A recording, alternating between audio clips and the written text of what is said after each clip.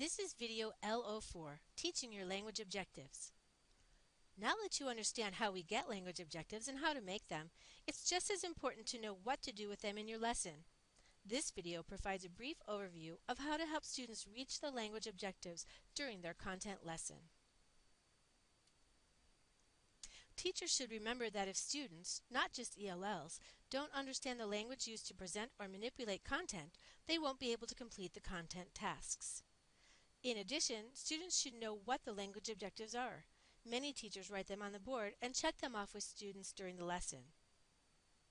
In addition, teachers may have the idea that teaching to language objectives will take extra time and effort and take the focus away from the content.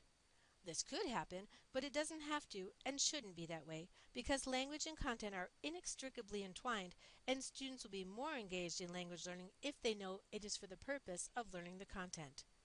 4 guidelines will help teachers understand how to teach language during a content lesson. These are: integrate the content and language, consider all aspects of the language objective, use effective, engaging, content-based tasks, and use a variety of modes in tasks. These guidelines will be discussed briefly during this video.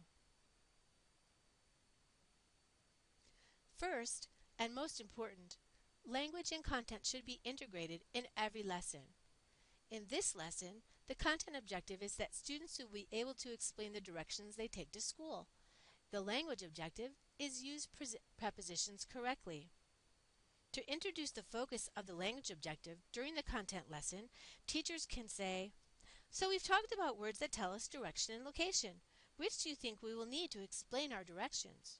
Or, "Who knows some direction words? Let's learn a couple more that you might need when you explain your directions." We'll all draw them in our vocabulary logs. There are many other ways for teachers to introduce the language objective topic during the content lesson. In addition, sometimes the content objective already includes language. So the teacher will teach the students about narrative as part of the content objective shown here. But she still needs to teach past tense for students to be able to write about past events.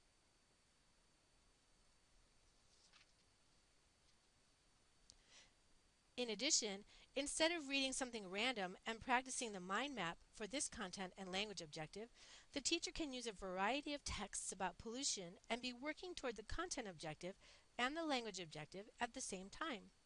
Teachers and students can complete one map together, then students can do one in groups, and then students individually. This is called gradual release of responsibility and scaffolds all students toward the goal. Second, teachers and students must consider all aspects of the language objective. For example, future tense can be made 2 ways, will and be going to, and each can have different pronunciations. I'm gonna, I'll. Teachers need to decide if they need to teach all of these in the lesson or whether just 1 or 2 aspects are needed. She could teach the difference between will and going to, the spelling, pronunciations, forms of the verbs, what comes after the modal verb, and what it means about time, that future means after now. To do so, the teacher could start off modeling the item, saying, I'm going to ride my bike tomorrow.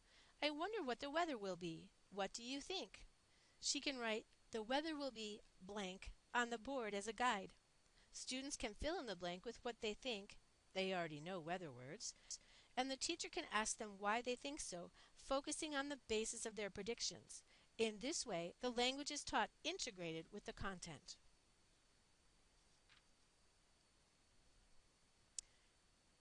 More about engagement is presented in another video, but here let's say that engagement is connected to what students already know and have an interest in.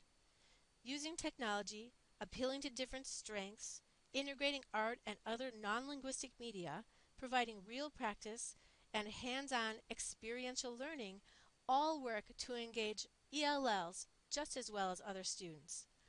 This is called language in use. In addition, to teach language objectives, teachers should use a variety of modes and tasks. Part of engaging students in both language and content study is using a variety. Drills are easy to teach grammar and vocabulary, and they may be engaging to some students, but in addition to being engaging, it's more likely that students will learn the language in focus if they learn and practice it in different ways and if it is recycled in different times and contexts. Even something really fun can get boring if it's done too often.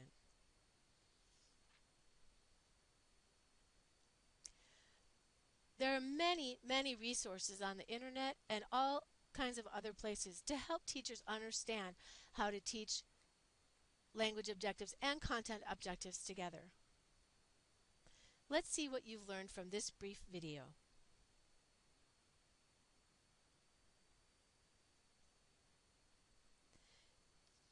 For more help with integrating language, here are some ways to introduce language, making it obvious that it is central to the learning of the content. This can happen anytime in the lesson and should be the part where the language is needed and seems most natural to learn. Teachers could say, before we start our projects, let's talk about the vocabulary we will need. I noticed that some of you are having trouble with writing your summaries. Let's review. Does anyone know what kinds of words we use to talk about things that might or might not happen? If you come across words that you don't know, what should you do? We're going to have a discussion. How do we make sure that our discussions work well? Let's watch this video and see if you think this is a good discussion.